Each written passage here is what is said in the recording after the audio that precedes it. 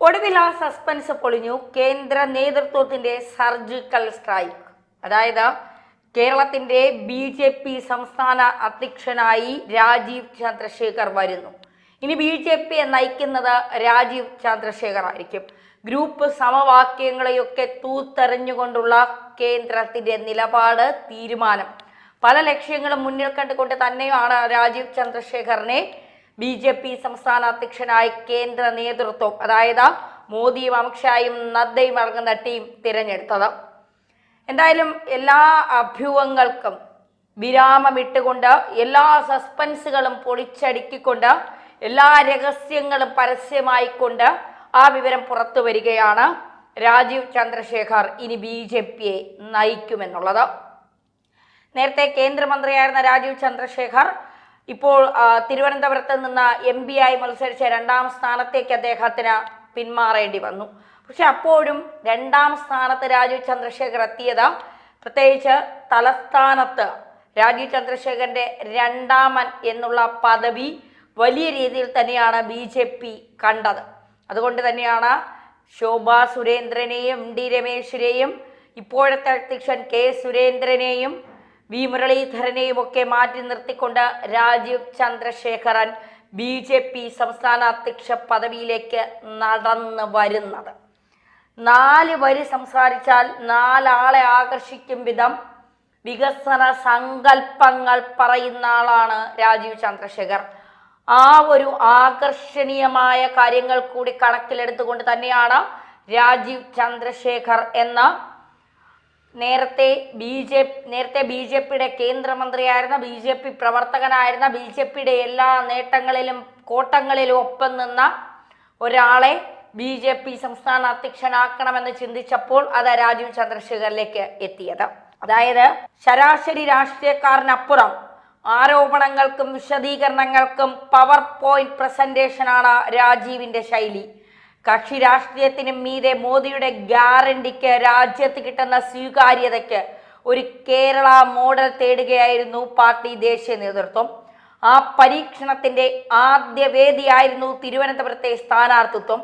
പുതിയ കാലത്തിന്റെ രാഷ്ട്രീയക്കാരനിൽ പുത്തൻ വോട്ടർമാർ ഉൾപ്പെടെ അണിനിരുന്നത് ഇക്കഴിഞ്ഞ ലോക്സഭാ തിരഞ്ഞെടുപ്പിൽ കണ്ടതുമാണ്. പഠിച്ചതും സ്വപ്നം കണ്ടതും പ്രയോഗത്തിൽ കൊണ്ടുവരാൻ ലഭിച്ച അവസരങ്ങളാണ് BJP രാഷ്ട്രീയത്തിൽ രാജീവ് ചന്ദ്രശേഖരന് അനുഗ്രഹമായത്. ഇലക്ട്രിക്കൽ എഞ്ചിനീയറിംഗിൽ നേടിയ ബിരുദവും കമ്പ്യൂട്ടർ സയൻസിലെ ബിരുദാനന്തര ബിരുദവും ITN ഇലക്ട്രോണിക്സിന്റെയും നൈപുണ്യത്തിന്റെയും ചുമതലയുള്ള കേന്ദ്ര സഹമന്ത്രിയാകാൻ രാജീവിനെ സഹായിച്ചു. എൻഫോഴ്സ്മെന്റ് ഉദ്യോഗസ്ഥനായ MK ചന്ദ്രശേഖരന്റെയും വല്ലി ചന്ദ്രശേഖരന്റെയും മകനായി 1964 അഹമ്മദാബാദിലാണ് രാജീവിന്റെ ജനനം. ബിസിനസ്സുകാരനായി തിളങ്ങിയത് ബംഗളൂരിൽ. കർണാടകയിൽ നിന്ന് കേരളത്തിലേക്ക് കർമ്മമണ്ഡലം പൂർണ്ണമായി മാറുമ്പോൾ കരുത്ത് പാലക്കാട്ടെ കൊണ്ടിയൂരുള്ള കുടുംബമാണ് കേരളത്തിലെ തായ്വേര്. വയർലെസ് ഫോൺ സ്വപ്നമായിരുന്ന കാലത്ത് ആദ്യ പേജറും പിന്നെ മൊബൈലും ഇറക്കി 94 ഇന്ത്യൻ മാർക്കറ്റിൽ BPLലൂടെ രാജീവ് സാങ്കേതിക വളർച്ചയിൽ ആണിക്കല്ലായി. 2025 ജൂപ്പിറ്റർ ക്യാപിറ്റൽ രൂപീകരിച്ച ബിസിനസ് ലോകം വലുതാക്കി. രാജ്യമറിയുന്ന ബിസിനസ്സുകാരന്റെ രാഷ്ട്രീയ പ്രവേശവും വളർച്ചയും പെട്ടെന്നായിരുന്നു. 2006 മുതൽ കർണാടകയിൽ നിന്ന് തുടർച്ചയായി 3 തവണ രാജ്യസഭയിലെത്തി. 2021 കേന്ദ്ര സഹമന്ത്രി. കേരള NDAയുടെ വൈസ് ചെയർമാനായിരുന്ന രാജീവ് സംഘപരിവാർ പശ്ചാത്തലമില്ലാതെ പാർട്ടി സംസ്ഥാന പ്രസിഡന്റാകുന്ന ആദ്യ BJP നേതാവാണ്. ഗ്രൂപ്പ് പോര് തണ്ടൊടിഞ്ഞ കേരള BJPയിൽ രാജീവിന്റെ വരവ് കൂടുതൽ രാജീവം പകർത്തുമെന്നാണ് കേന്ദ്ര നേതൃത്വത്തിന്റെ പ്രതീക്ഷ. 2 പതിറ്റാണ്ടിന്റെ രാഷ്ട്രീയ അനുഭവത്തോടെയാണ് രാജീവ് ചന്ദ്രശേഖർ BJPയുടെ സംസ്ഥാന അധ്യക്ഷനാകുന്നത്. മാറുന്ന കാലത്ത് വികസന രാഷ്ട്രീയത്തിന്റെ മുഖമായാണ് ദേശീയ നേതൃത്വം രാജീവിനെ അവതരിപ്പിക്കുന്നത്. രാജീവിനെ കേരള BJPയെ നയിക്കും.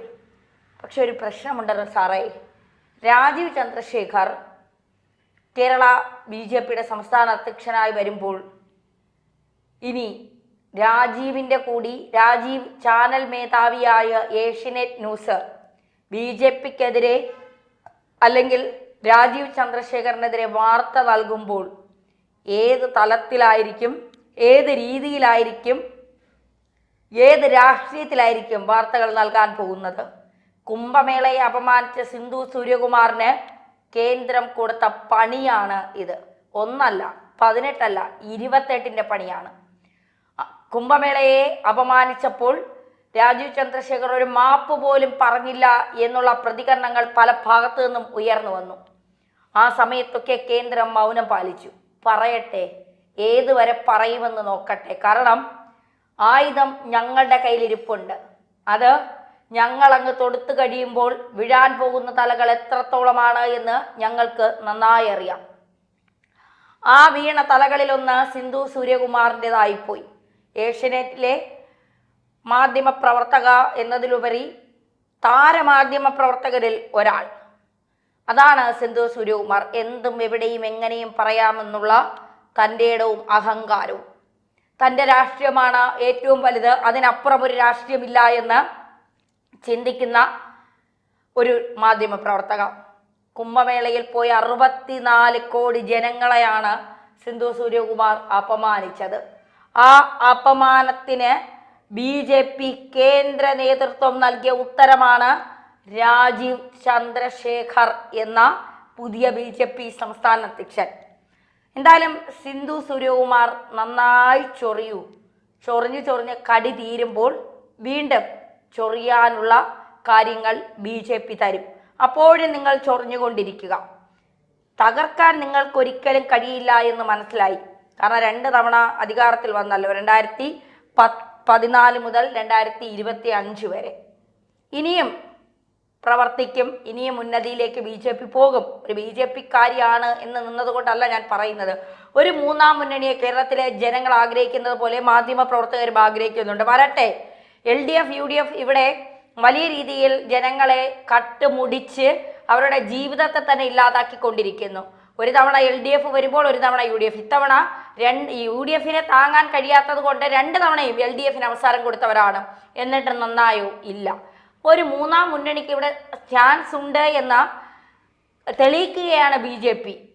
ഒരു MBA നൽകിക്കൊണ്ട് വോട്ടിംഗ് ഷെയർ കൂട്ടിക്കൊണ്ടൊക്കെ അതിൽ കുറച്ചുകൂടി പുതിയ കാലത്തിൻ്റെ പുതിയ വോട്ടർമാരുടെ ഇടയിലേക്ക് പുതുതലമുറയെ കുറച്ചുകൂടി ആകർഷിക്കാൻ, വികസനത്തിൻ്റെ കാര്യത്തിൽ, ടെക്നോളജിയുടെ കാര്യത്തിലൊക്കെ പുതിയ തലമുറയെ കൂടുതൽ BJP-യിലേക്ക് അടുപ്പിക്കാൻ രാജീവ് ചന്ദ്രശേഖറിന് കഴിയും. മാത്രമല്ല BJP-യിലെ തമ്മിലടി നമുക്കൊക്കെ അറിയാവുന്നതാണ്. സുരേന്ദ്രൻ ഒന്ന് പറയുമ്പോൾ ശോഭാ സുരേന്ദ്രൻ മറ്റൊന്ന് പറയും. സുരേന്ദ്രൻ പക്ഷം, ശോഭാ സുരേന്ദ്രൻ പക്ഷം, മുരളീധരൻ പക്ഷം, കൃഷ്ണദാസ് പക്ഷം. ഇങ്ങനെ പക്ഷങ്ങളുടെ ഒരു നടുവിലാണ് BJP പൊക്കോണ്ടിരിക്കുന്നത്. പാർട്ടിയെ നന്നാക്കണമോ കൂടെയുള്ളവരെ നന്നാക്കണമോ എന്നറിയാതെ പാർട്ടി തന്നെ ഉഴലുകയാണ്. പാലക്കാട് സംഭവിച്ചത് നമ്മൾ കണ്ടതാണ്. കൃഷ്ണകുമാറിനെ സ്ഥാനാർത്ഥിയാക്കി നിർത്തണ്ട എന്നൊരു വിഭാഗം, നിർത്തണമെന്നൊരു വിഭാഗം, നിർത്തണമെന്ന് പറഞ്ഞവരുടെ ഒപ്പം നിന്നപ്പോൾ പാലക്കാട് അമ്പേ പരാജയം. അതാണ് അവസ്ഥ. അപ്പോൾ തീർച്ചയായിട്ടും BJP-യെ നയിക്കാൻ കഴിവുള്ള ഒരാൾ തന്നെയാണ് രാജീവ് ചന്ദ്രശേഖർ എന്ന് പറയാതിരിക്കാൻ കഴിയില്ല. എന്തായാലും BJP-യുടെ പുതിയ സംസ്ഥാന അധ്യക്ഷൻ രാജീവ് ചന്ദ്രശേഖറിന് മീഡിയ മലയാളത്തിൻ്റെ എല്ലാ ആശംസകളും.